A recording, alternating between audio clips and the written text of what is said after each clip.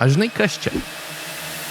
Tikrai pastovi matei šiuos produktus parduotuvėse. Visi šokoladai tikrai dažnai vilioja apsipirkti. Ir kodėlgi ne? Po sunkios darbo dienos skanus šokoladukas tikrai pradžiugins, bet gal mes galime iš to užsidirbti kaip investuotojai? Ar kada teko susimastyti, kas per kompaniją slepiasi po šiais kiekvieną dieną matomais produktais, kuriais bendrai norime save ir kitus palepinti? Liksi nustebęs, kai pasakysiu, kad šios kompanijos kapitalizacija siekia ne $95 milijardus. Kompanija, apie kurią kalbu, Mondelez International. Taigi, šios kompanijos produktus pažįsta ir nori daugelis nuo mažų iki didelių. Šių produktų yra pilna visame pasaulyje ir pačios kompanijos produktų arsenalas yra plačiai diversifikuotas. Ar jau minėjau, kad ir dividendus dar moka? Galbūt tai saldi galimybė mūsų investicijai? Gal? Ar žinai, ko dar nori kiekvienas protingas investuotojas? Ne, tai neskanėstai, o naudinga ir koncentruota informacija.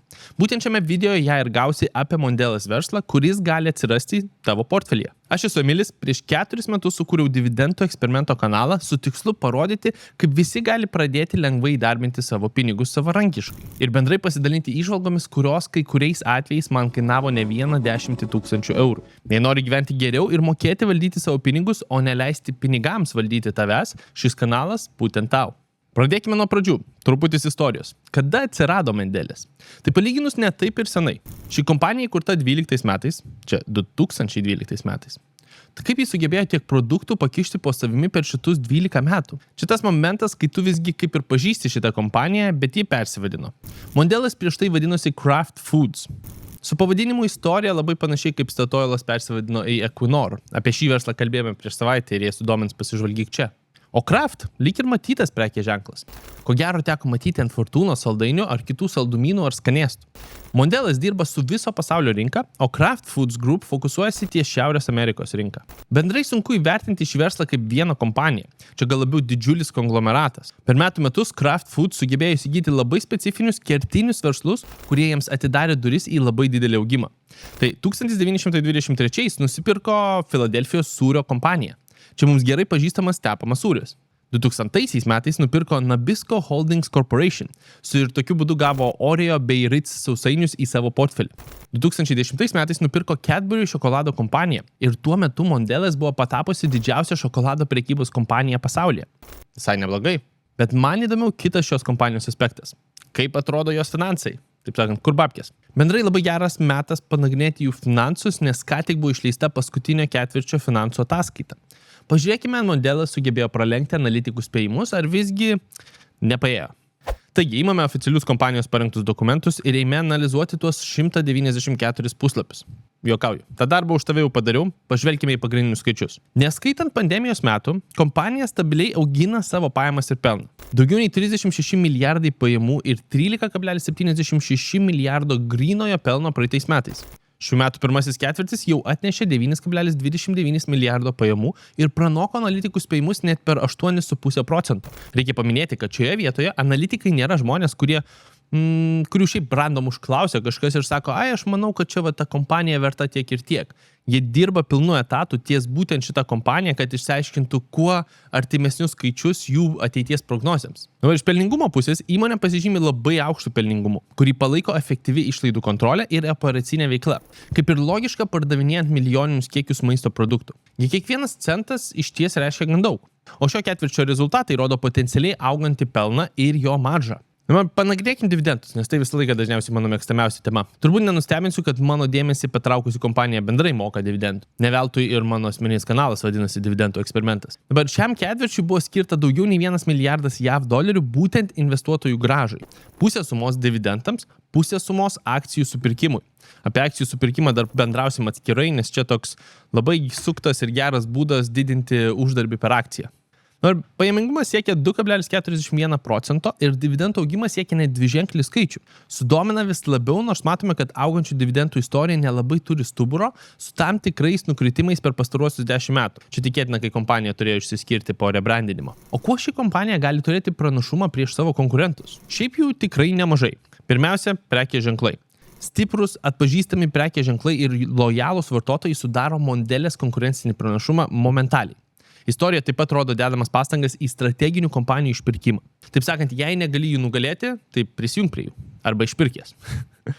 Modelis laikėsi panašios strategijos ir šiandien puikuojasi itin didelių prekės ženklų portfelių. Antra, diversifikacija. Čia tas turto išskaidimas. Pati prekiauja pardavinėja savo prekes per 150 skirtingų šalių. Beveik kiekviename pasaulio kampanijoje galima rasti keletą skirtingų šios kompanijos prekės ženklų. Tokiu būdu kompanija laiko pirmą vietą sausainių pardavimuose visame pasaulyje ir antrą vietą šokolado rinkoje. Taip pat itin daug dėmesio skiriama inovacijoms ir klimatui.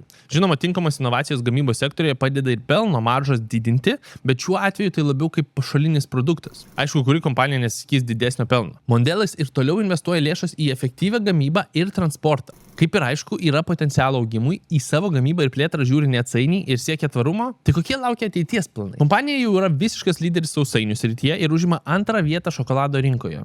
Kiek čia galima plėstis? Ateities planai turi būti itin ambicingi norint plėstis. Vienas iš tikslų iš pačios kompanijos yra plėtra į kitus sektorius. Tai yra būtent kepti skanėstai. Jie net ir sudaro didžiąją dalį gaunamų pajamų. Taip pat didesnė plėtra į besivystančias rinkas, kas irgi savaime suprantama. Gerėjantis pragyvenimo lygis tose šalyse reiškia daugiau laisvai disponuojamų pinigų, o tai reiškia laiką šokoladams. Gerai, apibendrinam, kodėl ši kompanija gali būti mums įdomi. Vienas dalykas kartais būna pasižvalgyti, į ką investuoja labai turtingi žmonės. Tai pasižiūrėkime nuo to, kas investuoja į šią kompaniją šiuo metu. Didžioji dalis kompanijos investuotojų yra didžiausi instituciniai investuotojai. Dažniausiai tai gali byloti, kad tai yra sėkminga kompanija iš savęs jau dabar. Šie instituciniai investuotojai nededa pinigų, kur tik papuola. Stiprus pirkti vertinimas. Institucijos perka, analitikai rekomenduoja pirkti, o ką mes turėtume su tuo daryti? Ši kompanija, o gal labiau konglomeratas, vykdo veiklą jau nebe pirmą dešimtmetį, per savo veiklos laikotarpį puikiai naudojo gaunamą pelną ir išpirko arba jungėsi su konkurentais, tokiu būdu didindami pajamas ir užimdami vis didesnę rinkos dalį, bei suprekiaudami ir gaudami naujus prekės ženklus po savo tą vadinamą umbrelą. Jau dabar tikrai generuoja milžiniškas pajamas ir užima pirmą ir antrą vietą pasaulio rinkose tam tikrose sekcijose. Tai pirma vieta su sausainiais, antra su šokoladu jau duoda beveik garantuotas pajamas ateičiai. Produktai vartotojams nėra būtini, bet jų tiesiog norisi ir kaip žinai, emociniai pirkiniai dažnai atsieina gerokai daugiau. Veikla vykdoma tikrai pelningai ir iš to netgi yra mokami dividendai su dviženkliais augimo procentais. Čia ta dividendų magija galėtų gauti labai didelį tiką. Taip pat daug dėmesio skiriama tiekimo linijom ir gamybos procesams siekiant mažinti CO2 išmetamų dujų kiekį ir kompanijos poveikį bendrai gamtai. Žiūrint į dabartinę akcijų kainą, kompanija yra pakritusi per paskutinius metus per beveik 9%. Analitikų spėjimai nuteikia labai pozityviai. Pasižvalgykim. Gerai, atsidarom Freedom24 sąskaitą, jeigu jos dar neturit, tai nuoroda aprašyme pirmas pasirinkimas ir turėsite nemokamą Freedom24 sąskaitą, kur galite ir efektyviai taupyti ir investuoti į akcijas, ETF-us ir visą kitą. Bet užsukim truputį pasižiūrėti į apžvalgą pačios kompanijos. Tai Mondelez International, MDLZ, galime matyti iš karto, kad analitikai, 5 metų rezultatai niekur bei kompanija nenuėjo per daug. Tai buvo ir nukritimų, buvo ir pakilimų, truputį, kiek čia, nuo 50 iki 70, tam tikras augimas, bet vėl. Argumentas, kad šiuo metu kompanija potencialiai yra nuvertinta su 18% augimo potencialu bei dividendais. Tai visą laiką galite pasiskainėti čia truputį daugiau apie pačią kompaniją.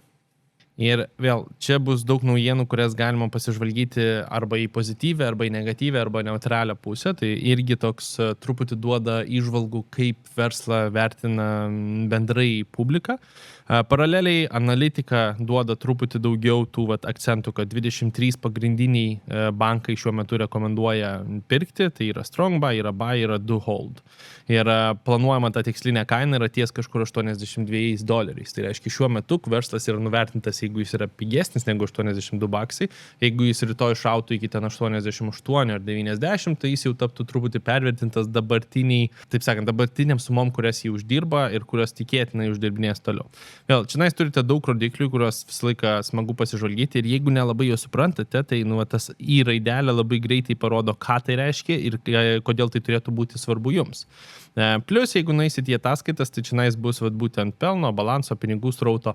Tai reiškia viskas, ką kompanija uždirbo ir istorinė informacija ir ta tendencija, taip sakant, pasiekiama keliais mygtuko paspaudimais. Dabar, jeigu nuspręstumėt, kad tai yra kompanija, į kurią norėtumėt investuoti, tai labai paprastai nukeliaujate į prekybą. Pasiemam limit orderį, tai reiškia, aš noriu nemokėti daugiau 70 ir tarkime, aš noriu 2 vienetų. Tai reiškia, kažkur apie 140 investuojam į šitą verslą. Nustatymuose matau, kad jokių maržų nenaudoju, pateikti užsakymą, patvirtinti pirkimą. Ir kadangi nedarbo diena, birža atsidarys už dienos, rytoj kainai būnant mažiau negu 70, šitas užsakymas momentaliai įvyks. Labai paprastas, labai toks praktiškas pavyzdys, kaip galite tapti investuotojai į verslą, kurio skanėstus matote beveik kiekvieną dieną. Dabar kitą kartą, kai matysite kažką perkant ten Milka šokoladą arba dar kažką, žinosite, kad jūs užsidirbinėjate iš to žmogaus pirkinių. Tai šiandien tiek. Tikiuosi patiko solidi kompanijos analizė ir sužinojot kažką naujo. Arba kitaip žiūrėsite į skanėstus parduotuvės lentynose ir kaip jie gali jums uždirbti. Kalbant apie uždarbį, čia paliksiu nuorodą į video apie traderį, kuris pralenkė Warreną Buffettą 2x didesnė grąža. Užmeskite akį, nes manau, kad yra ko išmokti. Netgi 39% metinė grąža po mokesčių yra wow. Tai jau tiek. Like, subscribe ir iki sekančio video.